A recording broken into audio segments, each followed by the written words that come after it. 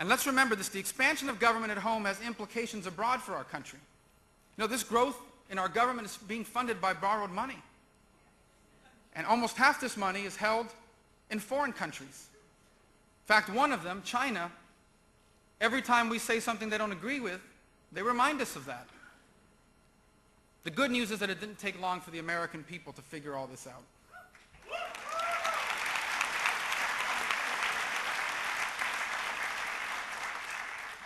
And now, as we near these midterm elections, what the American people are looking for is very clear. They are looking for leaders that understand what is happening, will come up here and stand up against it, and in its place will offer a clear alternative. First, we have to understand what's happening. Leaders at the highest levels of our government are undertaking a deliberate and systematic effort to redefine our government, our economy, and our country. Now, people, as I said, all across America figured this out over a year ago. They didn't wait for their senator or for their congressman to do something about it. They did it themselves. They have taken matters into their own hands, from tea parties to the election in Massachusetts.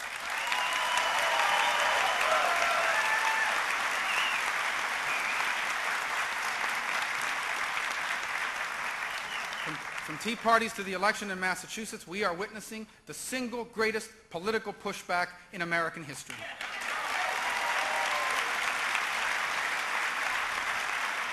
Now, the political class tries to make sense of all this, but they can't.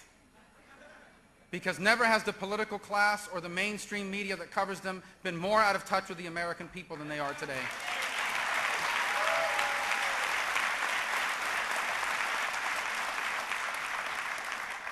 You see, 2010 is not just a choice between Republicans and Democrats.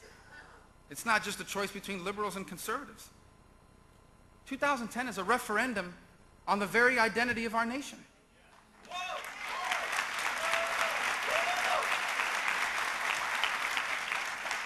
And the issues are so big, so consequential, so generational, that many of the old rules of political engagement will not apply. For example, a long list of early establishment endorsements will not spare you a primary.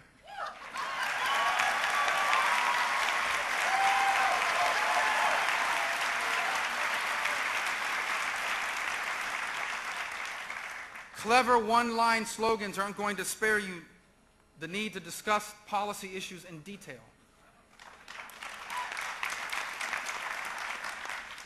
And the old, tired political attacks that worked once in the past aren't going to get you elected this time. And the reason is simple. Because people get it. Because they understand that if we get this wrong, there may be no turning back for America. That's why the second thing leaders want, that's not the second thing that people want, are leaders that will come here to Washington, D.C., and stand up to this big government agenda, not be co-opted by it.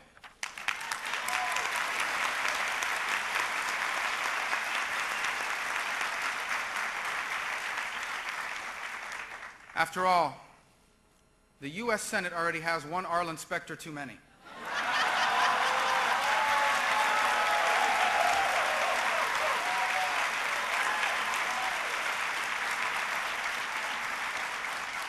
And after all, America already has a Democrat Party. It doesn't need two Democrat parties.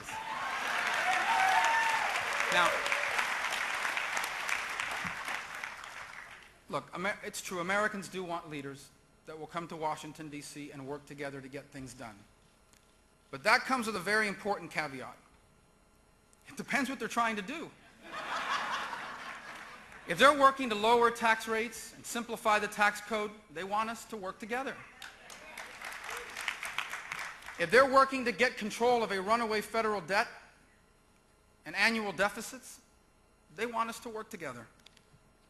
If they're working to defeat radical Islam and the threat that it poses through terrorism, they want us to work together.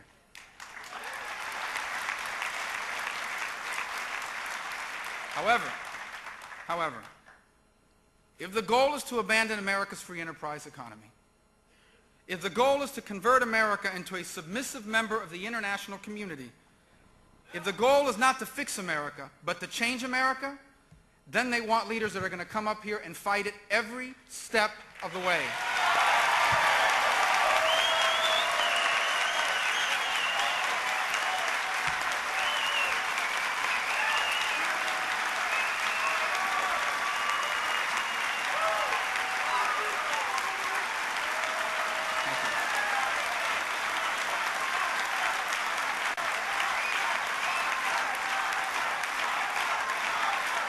Thank you. Thank you. That cheer, I don't know what that one was, but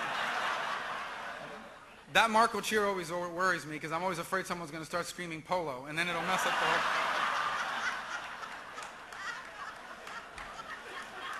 It'll ruin the speech. Thank you. Finally, voters are looking for leaders that will offer a clear alternative. You know, this severe economic downturn is a perfect time to embrace and reinvigorate the free enterprise economy, not to abandon it. And look, jobs aren't created by politicians. They're created by people who are willing to use their money to start a business or expand an existing one. And what they're looking for are clear signs from Washington that Washington is serious about pro-growth policies, about controlling spending, and about ending the practice of monetizing our budget shortfalls. So here are a few measures that I think will help change or send that signal. Let's reform the tax code and reduce tax rates across the board.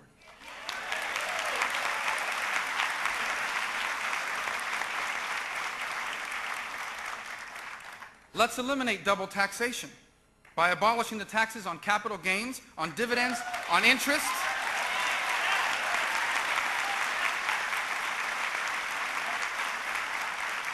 And while we're at it, let's eliminate the one on death, too.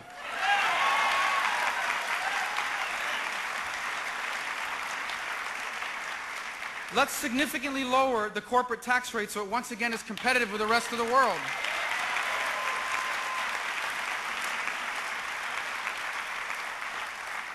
Let's stop big government energy mandates like cap and trade and instead trust the American innovator to make us energy independent.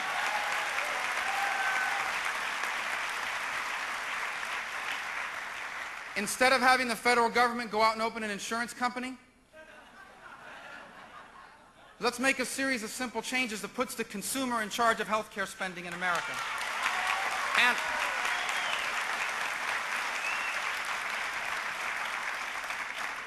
And while we're at it, let's pass some lawsuit abuse reform as well.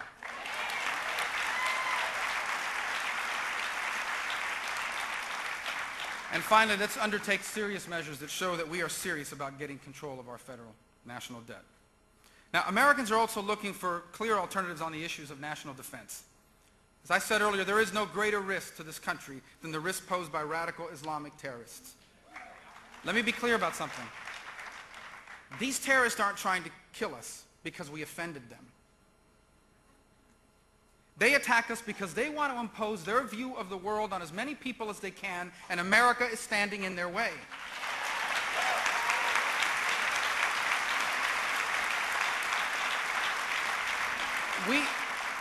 We need to make it unmistakably clear that we will do whatever it takes, for however long it takes, to defeat radical Islamic terrorism.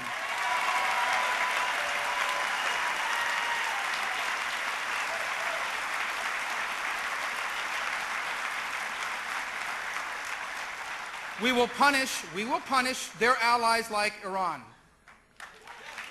And we will stand with our allies like Israel.